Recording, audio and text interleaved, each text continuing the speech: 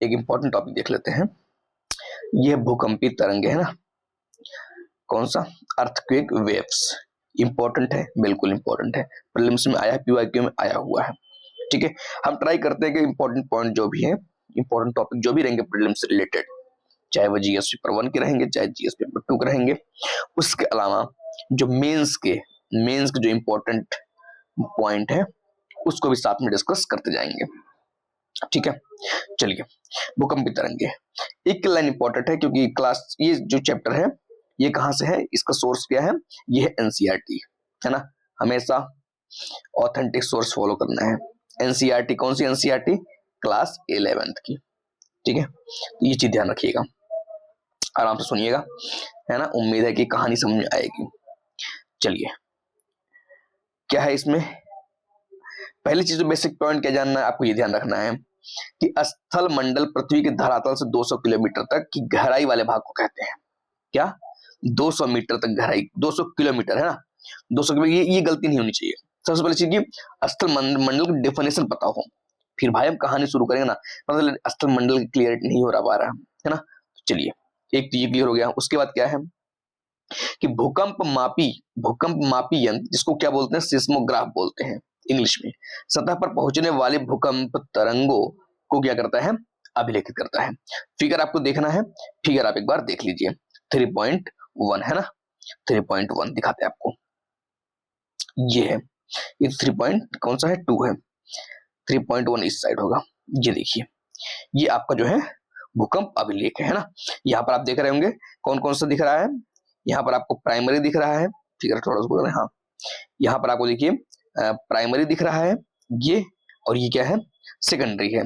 ठीक है, ये तरंगे हैं और यहाँ पर एम्पलीट्यूड दिखाया गया है, यहाँ पर क्या दिखाया गया, टाइम दिखाया गया है। ठीक है, एक चीज ये क्लियर हो गई।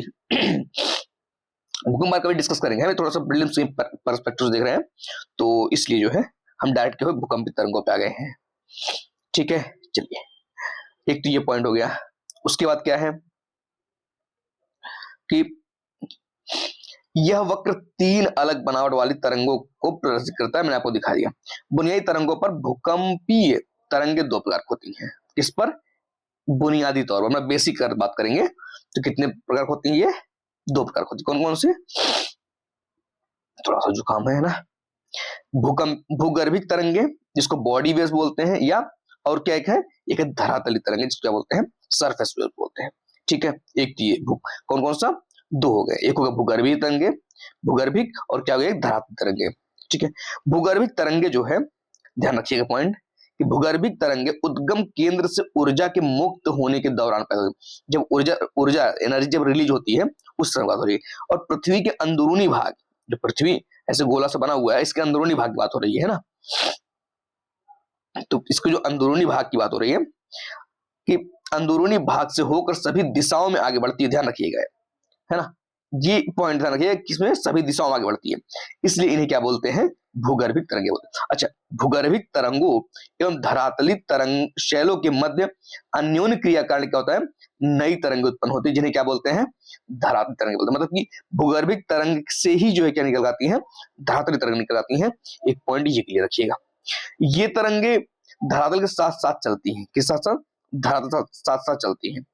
तरंगों का वेग अगर देखा जाए तो वो कैसा होता है, अलग अलग घनत्व वाले पदार्थों से गुजरने पर क्या होता है, परिवर्तित हो जाता है।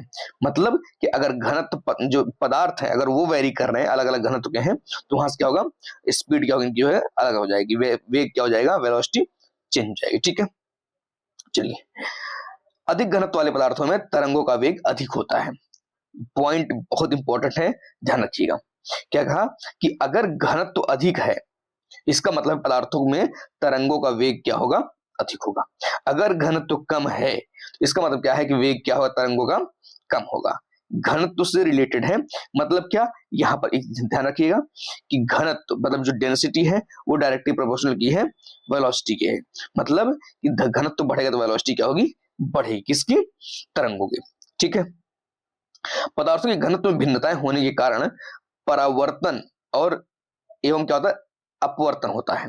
एक क्या टर्म है, एक परावर्तन, आपने बेसिक पढ़ा हो क्लास 6 में, और एक क्या है, आवर्तन, जिसको बोलते हैं रिफ्रैक्शन होता है। ठीक है, ये हो गया पॉइंट, होता है जिससे इन तरंगों की दिशा भी क्या होती है, बदलती है। चलिए, भूगर्भित तरंगे भी दो प्रकार की होती हैं। कितने प्रकार होती हैं, दो प्रकार। कौन कौन सी, एक होता है पी प्राइमरी, और कौन सा एक है तरंगे, वह कौन सा है, एस तरंगे। एस तरंगे कौन कौन सी है, सॉरी, प्राइमरी तरंगे एंड एस तरंगे। पी तरंगे तीव्र गति से चलने वाली तरंगे, ध्यान रखिएगा। प्राइमरी मतलब फास्ट चलता है और धरातल पर सबसे पहले पहुंचती है। कौन सी तरंगे, पी तरंगे। प्राइमरी मतलब वैसे याद रखिए, हाँ प्राइमरी पहले पहुंचेगा, इसे भी याद रखेंगे तो कोई दिक्कत नहीं होगी, याद रहेगा। ठीक है, इन्हें प्राथमिक तरंगे कहते हैं, प्राइमरी तरंगे। पी तरंगे ध्वनि तरंगों जैसी होती, पॉइंट ध्यान रखिएगा। प्राइमरी तरंगे जो होती हैं वो कैसे होती हैं, वो ध्वनि तरंगों की जैसे होती हैं। ये गलती नहीं होनी चाहिए कि प्राइमरी तरंग, क्योंकि यूपीएससी इस पे क्वेश्चन पूछा हुआ है, हो सकता है डिटेल में कुछ पूछ ले। ठीक है, ये गैस, तरल व ठोस तीनों प्रकार पदार्थों से गुजर सकती है। किससे, प्राइमरी तरंगे गैस, तरल, ठोस, तीन ही अवस्था होती है ना पदार्थ की, तो ये जो है तीनों से होकर क्या हो सकता है, गुजर सकती है। एक पॉइंट ये हो गया। उसको हम एस तरंगे धरातल पर कुछ समय अंतराल के बाद पहुंचती है। मतलब पहले कौन पहुंचती है, पहले पहुंचती है प्राइमरी तरंगे, उसके बाद कौन पहुंचती है, सेकेंडरी, लेकिन थोड़ा सा टाइम देती है। इसे क्या बोलते हैं, सेकेंडरी तरंगे, मतलब द्वितीयक। एस तरंगों के विषय में एक महत्वपूर्ण तथ्य यह है कि एस तरंगे केवल और केवल किसमें चलती हैं, केवल और केवल किसमें चलती हैं, केवल ठोस पदार्थों के ही माध्यम से चलती है। मतलब कि एस, अगर आप पता है ये सेकेंडरी बात हो रही है, थोड़ा सा याद रखिएगा, सेकेंडरी मतलब सॉलिड याद रखिए, तो उसकी वो सॉलिड मतलब ठोस पदार्थों में ही माध्यम से चलती है। ठीक है, एस तरंगों की, और उसके बाद पॉइंट ध्यान दीजिएगा, क्या कह रहे हैं कि एस तरंगों की यह एक महत्वपूर्ण विशेषता है। क्या, ये केवल किस में चलेगी, ठोस पदार्थों में चलेगी। ठीक है, उसके बाद क्या है, इसी विशेषता ने वैज्ञानिकों को भूगर्भीय संरचना समझने में क्या की, मदद की। एक टर्म है रिफ्लेक्शन, से तरंगे प्रतिध्वनित तो होकर वापस लौटती हैं, जबकि आवर्तन से क्या होता है, आवर्तन से तरंगे कई दिशाओं में चलती है। मतलब क्या, परावर्तन से क्या होता है, तरंगे क्या होती हैं, प्रतिध्वनित होती है, और आवर्तन से क्या होता है, तरंगे कई दिशाओं में चलते हैं। भूकंप लेखी पर बने आरेख से तरंगों की दिशा भिन्नता का अनुमान लगाया जाता है। किसका अनुमान लगाया जाता है, दिशा भिन्नता का। और धरातली तरंगे भूकंप लेखी पर अंत में अभिलेखित होती है, ध्यान रखिएगा। धरातली तरंगे जो बात हो रही है, ये अंत में अभिलेखित होती है। और एक पॉइंट क्या है, ये तरंगे ज्यादा विनाशकारी होती है। कौन सी तरंगे ज्यादा विनाशकारी होती है, धरातली तरंगे। धरातली तरंगे ज्यादा विनाशकारी होती हैं, इनसे शैल विस्थापित होती हैं, और क्या होता है, इमारतें गिर जाती हैं। ये रहा कुछ जो है किसके बारे में, भूकंपित तरंगों के बारे में। अब यहाँ पर एक पॉइंट और है कि देख ले थोड़ा सा, हाँ, ये भूकंपित तरंगों का संचरण है एक। उसके बाद कुछ और है क्या, टॉपिक बहुत बड़ा है, लेकिन मेन पॉइंट थोड़ा सा देखते हैं। उसके बाद ये है जोन इसके बने हुए हैं। ठीक है, ये दिखा देगा, रहने दे, कितना टाइम को एक बार देख लेते हैं टाइम। चलिए कवर कर लेते हैं, देखते हैं हो जाए, ठीक है ना। चलिए देखिए कि भिन्न भिन्न प्रकार के भूकंपित तरंगों के संचरित होने की प्रणाली कैसी होती है, भिन्न भिन्न होती है। जैसे ही ये संचरित होती है तो क्या होता है, शैलों में कंपन पैदा होती है। क्या पैदा होती है, कंपन। पी तरंगों से कंपन की दिशा तरंगों की दिशा की क्या हो जाती है, समानांतर ही होती है। मतलब जो प्राइमरी तरंगे हैं उनसे जो कंपन की दिशा होती है, तरंगों की दिशा क्या होती है, समानांतर होती है। एक पॉइंट ये ध्यान रखिए। उसके बाद यह संचरण गति की दिशा में ही पदार्थ पर क्या डालती है, दबाव डालती है। इसके दबाव के फलस्वरूप क्या होता है, पदार्थ के घनत्व में भिन्नता आती है, और शैलों में क्या होता है, संकुचन व फैलाव की प्रक्रिया क्या होती है, पैदा होती है। ठीक है, अन्य तीन तरह की तरंगे संचरण गति के समकोण दिशा में, है ना, में कंपन पैदा करती हैं। इस तरंगे ऊर्ध्वाधर तल में तरंगों की दिशा के समकोण पर कंपन पैदा करती हैं। उससे क्या होता है, अतः ये जिस पदार्थ से गुजरती है उसमें क्या पैदा करती हैं, उभार व गर्त। आपने जब कभी वेव पढ़ा होगा, है ना, वेव जब आप पढ़ा होगा, मतलब तरंगों के बारे में आपने पढ़ा होगा। एक कैसे वेव होता है, एक वेव इस तरह होता है, ऐसे ऐसे जाएगा, मतलब ऐसे ऐसे कर जाएगा, है ना। और एक वेव कैसे होता है, एक वेव ऐसे ऐसे ऐसे ऐसे ऐसे करे, फिर कुछ देर फिर ऐसे ऐसे करेगा, फिर ऐसा ऐसे चलता है ना। तो अलग अलग तरंगे हैं, तो थोड़ा सा इसको जो है ध्यान रखिएगा। एक पॉइंट ये हो गया। उसका छाया क्षेत्र, ये क्या है? भूकंप लेखी यंत्र सिस्मोग्राफ पर दूरस्थ स्थानों से आने वाले भूकंपी तरंगे अभिलेखित होती हैं। यद्यपि कुछ ऐसे भी क्षेत्र भी हैं जहां कोई भी भूकंपी तरंगे नहीं आती होंगी ना, ऐसा ही है। देखिए अब यहाँ पर आप एक डायग्राम देखिए, ये डायग्राम क्या है, जहां पर ये देखिए प्राइमरी तरंग छाया क्षेत्र है, जहां पर ये पीक तरंगों का किरण पथ है, ये कितना डिग्री है? 105 डिग्री। यहाँ पर देखिए 105 डिग्री कहाँ से यहाँ तक है ना, ये पूरा पूरा कितना, ये देखिए ये प्राइमरी है ना।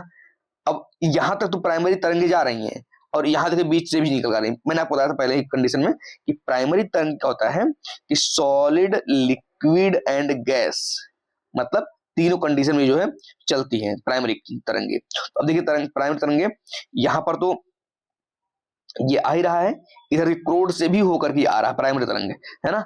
यहाँ पर भी देखिए इतना जोन में भी जो पी तरंगे पाई जाती है, मतलब यहाँ से यहाँ तक पी तरंगे पाई जाती हैं, और यहाँ से एक बार फिर से हटा के दिखाते हैं आपको, है ना। पी तरंगे बस ध्यान रखिए, पी तरंगे कहाँ कहाँ पाई जाती है, मतलब एक तो यहाँ से यहाँ तक कहाँ कितना डिग्री, 105 डिग्री, और उसके बाद क्या है यहाँ से 145 इधर बीच में, वो इसके ऊपर है ना, ये वाला पोर्शन, यहाँ पर पी तरंगे पाई जाएंगी। मतलब कि ये जो एरिया है, ये वाला जो छाया क्षेत्र ब्लैक वाला, यहाँ पर पी तरंगे नहीं पाई जाती हैं, यहाँ पर पी तरंगे नहीं पाई जाएंगी। तो इसे क्या बोलेंगे? पी तरंग क्षेत्र, पी तरंग छाया क्षेत्र, है ना। क्रोड आप देख ही रहेंगे, आप पृथ्वी की समस्या देखेंगे तो बीच में ऐसे होता है, एक क्रोड होता है, उसका मेंटल होता है, ऐसे होता है ना, मेंटल होता है, फिर उसके बाद क्रस्ट होता है, ये आपने पढ़ाई होगा, बेसिक बातें, ठीक है। अब उसको क्या है कि एस तरंगे छाया क्षेत्र है। यहाँ पर देखिए क्या है, यहाँ पर क्या है कि एस तरंगों का किरण पथ, क्यों? यहाँ पर सॉलिड है, सॉलिड है, यहाँ पर भी इस तरंगे क्या हो रही है, चल रही है। लेकिन यहाँ पर क्या है, यहाँ पर देखिए पूरा, यहाँ पर इतना दूरी इस तरंगे नहीं चल पाती है, मतलब पूरा पूरा यहाँ पर नहीं चल पाती है। इधर क्या आता था, इधर आता प्राइमरी तरंगे चलती थी, है ना। अभी मैंने आपको दिखाया भी था इसी, थोड़ा सा ये जो है ध्यान रखिएगा, है ना। कई बार ये सब चीजें पूछ ली जाती है, अभी लेकिन नहीं होता। देखिए ऐसे क्षेत्रों को भूकंपीय छाया क्षेत्र कहा जाता है। कौन से क्षेत्र? Shadow zone. किसके लिए? भूकंप के लिए। विभिन्न भूकंपीय घटनाओं के अध्ययन से पता चलता है क्या कि एक भूकंप का छाया क्षेत्र दूसरे भूकंप के छाया क्षेत्र सर्वथा भिन्न होता है, याद रखिएगा। अगर कभी यूपीएससी ऐसा स्टेटमेंट पूछे, यूपीएससी अगर ऐसा स्टेटमेंट कभी पूछे कि एक भूकंप का छाया क्षेत्र दूसरे भूकंप के छाया क्षेत्र से सर्वथा भिन्न है, तो याद रखिएगा हाँ बिल्कुल ये बात सही है, ठीक है। अब मैंने आपको फिगर दिखाई दिया, पी वाई एस तरंगों का छाया क्षेत्र कैसे है, वो मैंने आपको दिखा दिया। अच्छा अभी मैंने आपको कुछ और बताया था, क्या बताया था? ये देखा जाता है कि भूकंप अधिकेंद्र का हम कहां पर है, ये देखिए अधिकेंद्र, ये वाला पॉइंट, ये वाला पॉइंट, ये क्या है? अधिकेंद्र है। देखिए क्या कह रहा है कि अधिकेंद्र से 105 डिग्री के भीतर किसी भी दूरी पर पी व एस दोनों ही तरंगों का अभिलेखन होता है ना। अभी मैंने आपको दिखाया भी कि दोनों जो है 105 डिग्री तक दोनों बनते हैं। देखिए यहाँ पर 105 तक क्या बन रहा है, एस तरंगे बन रही हैं, मतलब एस तरंगे जा रही हैं, और उसके बाद क्या हो रहा है, इसमें भी देखिएगा, यहाँ पर भी देखिए प्राइमरी तरंगे भी जा रही है ना, मतलब कि दोनों में जो कॉमन है। उसके बाद क्या है कि भूकंप लेखी, इसमें क्या करें कि भूकंप लेखी अधिकेंद्र से 145 डिग्री से परे केवल कौन से तरंग चलती हैं, पहुंच पाती है, ये है प्राइमरी तरंग। क्योंकि प्राइमरी क्या है, दोनों चल जाती है हर माध्यम में, लेकिन आपके ये जो सेकेंडरी है ये सॉलिड नहीं, केवल सॉलिड में चलता है, सॉलिड के अलावा कहीं नहीं चलता है, ये पॉइंट आपको ध्यान रखना है। और एस तरंगों को अभिलेखित नहीं करते हैं, ठीक है ना। अतः वैज्ञानिकों का मानना है भूकंप अधिकेंद्र से 105 और 145 डिग्री के बीच का क्षेत्र जहां कोई भूकंपी तरंग अभिलेखित नहीं होती, दोनों प्रकार की तरंगों के लिए क्या है, छाया क्षेत्र है। ये पॉइंट जो है थोड़ा सा मतलब ध्यान रखिएगा, क्या पता कभी प्रीलिम्स में कोई स्टेटमेंट ऐसा दे ही दे, और जब ऐसा कोई स्टेटमेंट दे कम से कम इतना तो रहे कि आप समझ में आ जाए, ऐसा ना हो कि समझ में नहीं आ रहा है, ठीक है। उसके बाद क्या है अब एक पॉइंट क्या है कि 105 डिग्री के परे पूरे क्षेत्र में एस तरंगे नहीं पहुंचती है। पहले बताया आपको, एस तरंगों की छाया क्षेत्र पी तरंगों की छाया क्षेत्र से अधिक विस्तृत है।